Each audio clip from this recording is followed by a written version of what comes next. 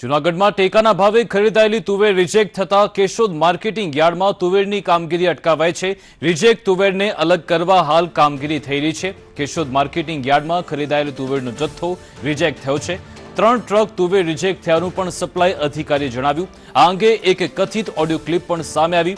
સારી તુવેરના બદલે નબળી ગુણવત્તાનો જથ્થો નાફેડને અપાયો હોવાનું તપાસ અધિકારીઓ કબૂલી રહ્યા છે। મહત્વપૂર્ણ છે કે ખેડૂત હિત રક્ષક સમિતિએ ભ્રષ્ટાચાર થયો હોવાનો ગંભીર આરોપ લગાવ્યો છે। આપણે કુલ કેટલી ગાડી રિજેક્ટ થઈ છે? હવે અમારી તપાસ ચાલુ છે। એ બધા સમજી ગયો, તપાસ ચાલુ છે। તમને એ તો ખબર છે ને કેટલી ગાડી રિજેક્ટ થઈ? અમે ના આપી શકીએ। હે એ પેલા કઈ વસ્તુની અમે જાહેરાત ના કરી અમારે જે કઈ કરીએ તપાસ ગાડી જે રિજેક્ટ થઈ તો તમને ખબર છે ને કેટલી ગાડી રિજેક્ટ થઈ? તો મેં કીધું તો નથી તમને। તમે મને ક્યાં એટલી મને તમે ફિગર ક્યાં આપ્યો સાહેબ? ફિગર કીધું તો ને કે અમારી 3 ગાડી રિજેક્ટ થઈ હતી। 3 ગાડી? હા સારું, તો મેં ઓલા નિરંજનભાઈ પાસે લેખિત કાગળ આપ્યો તો કાગળો માંગવા માટે। નિરંજનભાઈ તમારા કાર્યક્ષેત્રમાં આવે કે નિરંજનભાઈ પાસે અમુક કાગળો મારે જોઈએ છે? લેખિત માહિતી એમણે ના આપી શકે, એ મંજૂરી લેવી પડે ઉપરથી। સારું, તો મેં લેખિત કાગળ આપેલો છે તો તમે મંજૂરી લઈ લ્યો। પાસ હે મેં નિરંજનભાઈને લેખિત કાગળ આપ્યો છે જે અમારે કાગળિયાની જરૂરિયાત જે છે। કાંઈ વાંધો નહીં, તમે આપ્યો અમારાથી ના થોડી પડાય। તમે એક જવાબદાર ઓલા છે નાગરિક, તમારે બોલી છે ફરજ, પણ અમારે અમારા નિયમ વિરુદ્ધ અમે ના કરી શકીએ તપાસ। સારું, તો પછી તમે એક કામ કરો ને અમને લેખિત આપી દો કે આવા કાગળો અમે આપી શકીએ એમ નથી। કેમ તમે અમને કઈક કાગળ ન આપી શકતા તમે અમને લેખિત આપી પછી આપશું। હા ભલે એવું તમે મને કઈક આધાર તો આપવો પડે ને તમારે કે ભાઈ અમે આપી નથી શકીએ, કારણ કે આ ભ્રષ્ટાચાર વિરુદ્ધની ફરિયાદ છે સાહેબ। હેઠળ માગો, માહિતી અધિકાર અધિનિયમ હેઠળ તમે માગો, પછી અમે માહિતી આપશું। આ બાજુનો જથ્થો સારી નબળી તુવેરદાળ જે પરત થઈ છે એને ચાયણો મારી અને ખરાબ તુવેરદાળનો જે જથ્થો છે બહાર કાઢવામાં આવે છે। માત્ર ભ્રષ્ટાચાર દબાવી દેવાની વાત છે। આ ધ્યાને વાત આવતા જૂનાગઢ કલેક્ટર ડોક્ટર પારઘી સાહેબ સાથે મેં ટેલિફોનિક વાતચીત કરી છે। પારઘી સાહેબ પોતે આ ભ્રષ્ટાચારનો બચાવ કરતા હોય એવી રીતે કે અમે ચૂંટણી કામની અંદર પડ્યા છીએ, એની પાસે કોઈ સ્ટાફ નથી। પુરવઠા કેશોદ મામલતદારને મેં ફોન પર વાત કરેલી છે, કેશોદ પોલીસ સ્ટેશનના પીએ ઝાલા સાહેબને વાત કરેલી છે।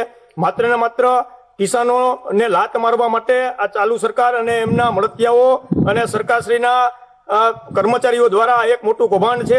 જે સર આજે તુવેરકાંડ છે જે કૌભાંડ છે કરવામાં આવી છે, ખેડૂત રક્ષક સમિતિ આક્ષેપ શું કહેવા માંગુ છો એના માટે? ગુજરાત રાજ્ય સરકાર દ્વારા ટેકાના ભાવે ખેડૂતો પાસેથી અલગ અલગ એજન્સીઓ સંપૂર્ણ પારદર્શકતાથી ખરીદવામાં આવી છે। આ પૈકી અમે મગફળી 2100 કરોડ રૂપિયાની ખરીદી છે, અડદ ખરીદા છે, મગ ખરીદા છે, રાયડો ખરીદો છે। કોઈ પણ જગ્યાએ કોઈ પણ જાતના કોઈ વાદ વિવાદ કે ફરિયાદો નથી મળી। કેશોદ ખરીદી કેન્દ્ર ખાતે તુવેરની બલ્કમાં ગાડીઓ રિજેક્ટ થઈ, એટલે કે 3 ગ્રેડિંગમાં ગાડીઓ રિજેક્ટ થઈ ત્યારે અમને શંકા પડી, એટલે અમે તાત્કાલિક કેશોદ ખરીદ કેન્દ્રની મુલાકાત લેતા પ્રાથમિક દ્રષ્ટિએ ખેડૂતોના ભરતા નામે લેભાગુ તત્વોએ અહીંયા હલકી કક્ષાના તુવેરો વેચી દીધેલ છે અને આ કામગીરીમાં નિગમનો સ્ટાફ, ગ્રેડર, મજૂરો અને બધા સામેલ છે અને તમામની સામે પગલાં લેવામાં આવશે અને કોઈ પણ ચમરબંધીને જેણે ગેરરીતિ કરી છે એને છોડવામાં નહીં આવે। સરકારશ્રીની નીતિ છે ખેડૂતોને પોષણક્ષમ ભાવ મળી રહે અને ખરીદી પ્રક્રિયામાં પૂરેપૂરી પારદર્શકતા જળવાઈ રહે।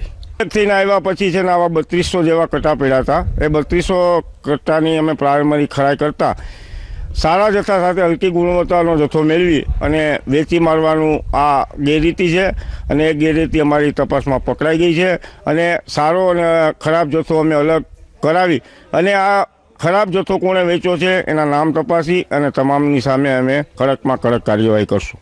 કેતન સંદેશ ન્યૂઝ કેશોદ। જી ચોક્કસ કે જે રીતે કેશોદ માર્કેટિંગ યાર્ડમાં તુવેરકાંડ છે તે સામે આવ્યો છે અને તુવેરકાંડમાં ક્યાંક ને ક્યાંક જે છે તે ગેરરીતિ થઈ છે ને ભ્રષ્ટાચાર છે, મોટું કૌભાંડ છે જે બહાર આવ્યું છે।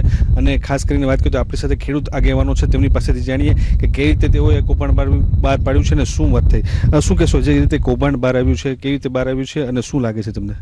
કેશોદ કાંડની અંદર સૌથી 2 મોટા પ્રશ્ન છે। ખેડૂત પાસેથી જે માલ લીધો એ માલ ચોખ્ખો કરીને માલ લીધો, ખેડૂતો પાસેથી એના પૈસા પણ લેવામાં આવ્યા। એ માલને સીલ કરવામાં આવ્યો અને પછી સીલ તોડી અને ભેળસેળ કરવામાં આવી. ત્યારે પ્રશ્ન એક કે એ સીલ તોડવાની સત્તા કોણે આપી? ફરીથી એ માલની અંદર ભેળસેળ કરી અને સીલ કરી અને ગોડાઉનમાં મોકલવામાં આવ્યો. ગોડાઉનમાં માલ રિજેક્ટ થયો એટલે માલ સુધારવા માટે ફરીથી પાછું બીજી વખત સીલ તોડવામાં આવ્યું. જ્યારે નાફેડના નિયમો અને ખરીદીના નિયમો અનુસાર સીલ એક વખત થયા પછી માલ સીલ તોડવાની કોઈને સત્તા જ નથી. તો આ બબે વખત સીલ તોડવાની સત્તા કોણે આપી છે એ સાબિત કરે છે કે ઉપરના રાજ્યના મંત્રીથી લઈ અને એના ગોડાઉનના મેનેજર સુધી આમાં ભળેલા છે દલાલ અને વચેટિયાઓના લાભ માટે. પાડાના વાક્યા પખિયાલીના ડામ જેવી આખી આખી નીતિ રીતિ છે. જે રીતે આ તુવેર કાંડ થયો છે ક્યાંક ને ક્યાંક જે આમાં અધિકારીઓ સંડવાયેલા છે એવું તો સ્પષ્ટપણે અધિકારીઓ પણ કબૂલ છે. શું લાગે છે તમને?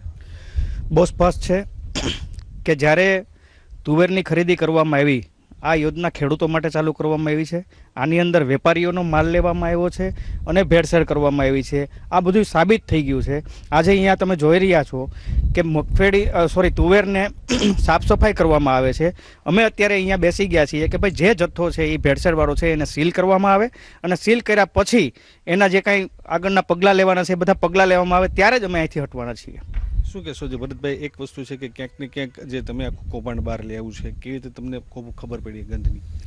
સરકારશ્રી દ્વારા જે ટેકાના ભાવે તુવેર ખરીદવાની જે મોટા મોટા હોર્ડિંગો લગાવવામાં આવે છે કે સરકાર ખેડૂતોની હામી બની અને 1140 રૂપિયા જેવા ભાવેથી તુવેર ખરીદી અને સરકાર ખેડૂતોના ટેકામાં આવી છે. પણ ખરેખર અમને એક ખેડૂતોના માધ્યમથી જાણકારી પ્રાપ્ત થઈ કે અમારી તુવેરો રિજેક્ટ કરવામાં આવે છે અને અન્ય વેપારીઓની તુવેર ખરીદવામાં આવે છે. એટલે મેં અને મારા સમિતિના પ્રમુખ ધીરુભાઈ જાટિયાએ કેશોદ માર્કેટિંગ યાર્ડ ખાતે એક સ્થળ ઉપર તપાસ કરતા આ તો એક મસમોટું કૌભાંડ બહાર આવ્યું છે. 3000થી વધારે કટ્ટાઓ અને અસંખ્ય કટ્ટાઓ ને સાફ સફાઈ કરી અને ફરીથી ગોડાઉનમાં મૂકી દેવામાં આવ્યા છે. ખરેખર મને એક વાતનું દુઃખ એટલા માટે થાય છે કે જે ખેડૂતો તુવેર માર્કેટિંગ યાર્ડ ખાતે સરકારી ટેકામાં નાખવા આવે છે ત્યારે મશીન ક્લીન કરી અને એમના કટ્ટા દીઠ 15 રૂપિયા લેવામાં આવે છે. આ સફાઈ થઈ ગયા પછી આ કટ્ટાઓ ગોડાઉનમાં મૂકવામાં આવે છે. તો હવે પછી મશીન ક્લીન કરવાની જરૂરિયાત શું ઊભી થઈ છે? એટલા માટે કે આ ખરેખર ખોટો અને ખરાબ જથ્થો મિક્સ કરી દેવામાં આવ્યો છે. શું લાગે છે ક્યાં ખેડૂતો જે માલ છે તે આપ્યો છે કે વેપારીઓનો માલ છે? આમાં અત્યારે એવું લાગે છે કે વેપારીનો માલ જ વધારે છે. કારણ કે ખેડૂતો જે માલ આપ્યો હતો એ કમ્પ્લીટ ક્લિયર કરીને જ આપ્યો હતો અને અમે આની જાણકારી 16 તારીખે નિવેદન આપી ડેપ્યુટી કલેક્ટરને અને જાણકારી ડેપ્યુટી કલેક્ટરને આપેલી હતી. છતાંય પણ આજ દિવસ સુધી કોઈ પણ પગલાં લેવામાં નહોતા આવ્યા. અમારી તપાસ ચાલુ હતી. હું કાલે 5 વાગે અહીંયા આટો માર્યો તો અહીં ચાલુ હતો એટલે મેં મીડિયાના મિત્રોને બોલાવી અને અહીંયા બધું જે અત્યારે જે કૌભાંડ થયું છે એ ઉજાગર કર્યું છે. અને અત્યારે અમે એ લોકો એમ કહે છે કે અમારે ચાવણા હાંકવા છે. અમે કોઈ પણ સંજોગોમાં મરી જશું તો ચાવણા હાંકવા નહીં દઈએ. એ અમારો એની એક જીદ છે અને એ જીદ ઉપર અમે અડગ ઊભા રહેવું. એને ચાવણા હાંકી આ કૌભાંડને છુપાવી અને આ કૌભાંડને કાયદેસર રીતે રફે દફે કરવા માગે છે. શું કહેશો? એક મગફળી કૌભાંડ જુનાગઢ જિલ્લામાંથી બહાર આવ્યું હતું, હવે જે છે તુવેર કૌભાંડ બહાર આવ્યું છે, શું કહેશો એના વિશે? આ સરકાર જ આમાં સામેલ છે. કારણ કે મગફળીનું અવળું બધું કૌભાંડ થયું એ પછી પણ આ લોકો કોઈ એની વ્યવસ્થા નથી ગોઠવી શકતા. અહીંયા ઓફિસરોને જે મૂક્યા છે એ ચેક કરવા મૂક્યા. માલ ચેક કરીને માલ લે છે તો માલ રિજેક્ટ કઈ રીતે થાય? માલનો બદલો લાગ્યો હોય તો માલ રિજેક્ટ થાય. હજી કેશોદના ગોડાઉનની અંદર મગફળી પડી છે. હજી પૂરા રાજ્યમાં મગફળી એમણે હળે છે તો એ મગફળીને કેમ નથી કાઢતા? હજી મગફળીનું કૌભાંડ ચાલુ છે તો આ બીજું તુવેરનું કૌભાંડ. આ તો ખાલી સેમ્પલ છે.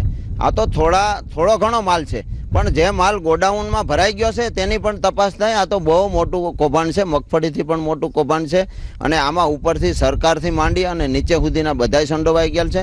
અને ખાસ તો જે અહીંયા ખરીદીમાં લોકો મૂક્યા છે એની જવાબદારી છે. એને પહેલાં તપાસમાં લ્યો અને લીગલી સ્ટેપ બાય સ્ટેપ તપાસ કરો એટલે દૂધનું દૂધ ને પાણીનું પાણી થઈ જશે. તો આ હતા ખેડૂતો કે જેઓ છે તેઓ રોષ વ્યક્ત કરી રહ્યા છે અને સમગ્ર કૌભાંડ છે ક્યાંક ને ક્યાંક સરકાર આમાં દોષિત છે અને અધિકારીઓ પણ આમાં સામેલ હોવાનું તેઓ સ્પષ્ટ જણાવી રહ્યા છે.